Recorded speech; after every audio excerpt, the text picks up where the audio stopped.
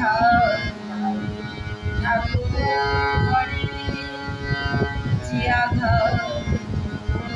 ব্যথা লাগে প্রাণে সে আঘাত তুমি স্নেহ যে আঘাত ব্যথা লাগে প্রাণে সে আঘাত তুমি স্নেহ যা কিছু দিবি তাই ফিরে পাবো ব্যথা দিবি ব্যথা পাবি